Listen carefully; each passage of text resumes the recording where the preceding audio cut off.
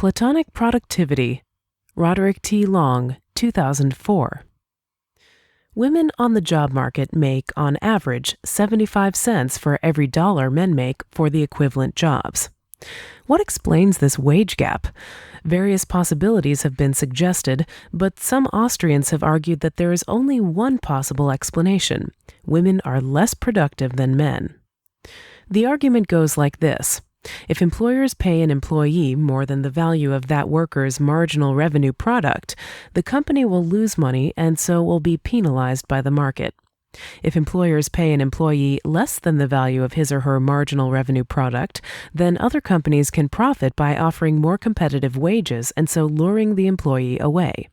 Hence, wage rates that are set either above or below the employee's marginal revenue product will tend to get whittled away via competition. See Mises and Rothbard for this argument. The result is that any persistent disparity between men's and women's wages must be due to a corresponding disparity between their marginal productivities. As Walter Block puts it, consider a man and a woman each with a productivity of $10 per hour, and suppose, because of discrimination or whatever, that the man is paid $10 per hour and the woman is paid $8 per hour. It is as if the woman had a little sign on her forehead saying, "Hire me and earn an extra $2 an hour." This makes her a desirable employee even for a sexist boss. The fact that the wage gap does not get whittled away by competition in this fashion shows that the gap must be based, so the argument runs, on a real difference in productivity between the sexes. This does not necessarily point to any inherent difference in capacities, but might instead be due to the disproportionate burden of household work shouldered by women, which would also explain why the wage gap is greater for married women than for single women. Walter Block makes this argument also. Hence, feminist worries about the wage gap are groundless. I'm not sure why this argument, if successful, would show that worrying about the wage gap is a mistake, rather than showing that efforts to redress the gap should pay less attention to influencing employers and more attention to influencing marital norms. Perhaps the response would be that since wives freely choose to abide by such norms, outsiders have no basis for condemning the norms. But since when can't freely chosen arrangements be criticized, on moral grounds, prudential grounds, or both? But anyway, I'm not persuaded by the argument, which strikes me as more neoclassical than Austrian, in that it ignores imperfect information, the passage of time, etc. I certainly agree with Mises and Rothbard that there is a tendency for workers to be paid in accordance with their marginal revenue product. But the tendency doesn't realize itself instantaneously or without facing countervailing tendencies, and so, as I see it, does not license the inference that workers' wages are likely to approximate the value of their marginal revenue product, just as the existence of equilibrating tendencies doesn't mean the economy is going to be at or near equilibrium. I would apply to this case the observation Mises makes about the final state of rest, that although the market at every instant is moving toward a final state of rest, nevertheless this state will never be attained because new disturbing factors will emerge before it will be realized. First of all, most employers do not know with any great precision their workers' marginal revenue product.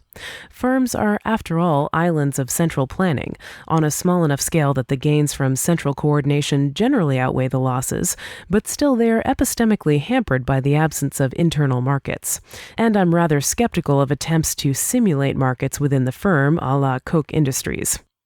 A firm confronts the test of profitability as a unit, not employee by employee, and so there is a fair bit of guesswork involved in paying workers according to their profitability. Precisely this point is made, in another context, by Block himself. Estimating the marginal revenue product of actual and potential employees is difficult to do.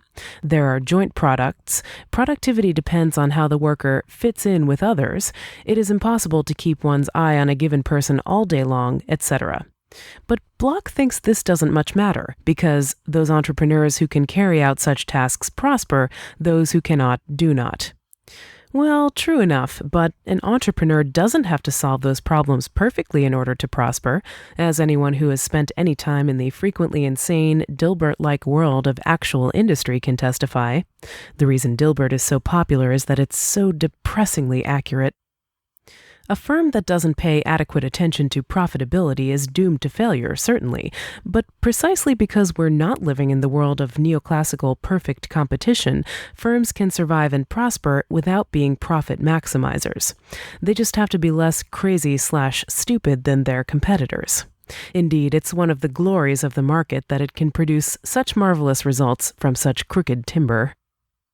Even if women are not generally less productive than men, then, there might still be a widespread presumption on the part of the employers that they are, and in light of the difficulty of determining the productivity of specific individuals, this presumption would not be easily falsified, thus making any wage gap based on such a presumption more difficult for market forces to whittle away. Similar presumptions could explain the wage gap between married and single women likewise. Hence, a wage gap might persist even if employers are focused solely on profitability, have no interest in discrimination, and are doing the level best to pay salary on marginal productivity alone. But there is no reason to rule out the possibility of deliberate, profit-disregarding discrimination either. Discrimination can be a consumption good for managers, and this good can be treated as part of the manager's salary and benefits package. Any costs to the company arising from the manager's discriminatory practices can thus be viewed as sheer payroll costs. Maybe some managers order fancy wood paneling for their offices, and other managers pay women less for reasons of sexism. If the former sort of behavior can survive the market test, why not the latter? I should add that I don't think my skepticism about the productivity theory of wages is any sort of criticism of the market. The tendency to which Austrians point is real, and it means that markets are likely to get us closer to wages according to productivity than could any rival system. Since neoclassical perfect competition is incoherent and impossible, it does not count as a relevant rival. If employers have a hard time estimating their workers' productivity, the knowledge problem, or sometimes cannot be trusted to try, the incentive problem, that's no reason to suppose that government would do it any better. Employers are certainly in a better, however imperfect, position to evaluate their employees' productivity than is some distant legislator or bureaucrat, and they likewise have more reason to care about their company's profitability, even if it's not all they care about, than would the government.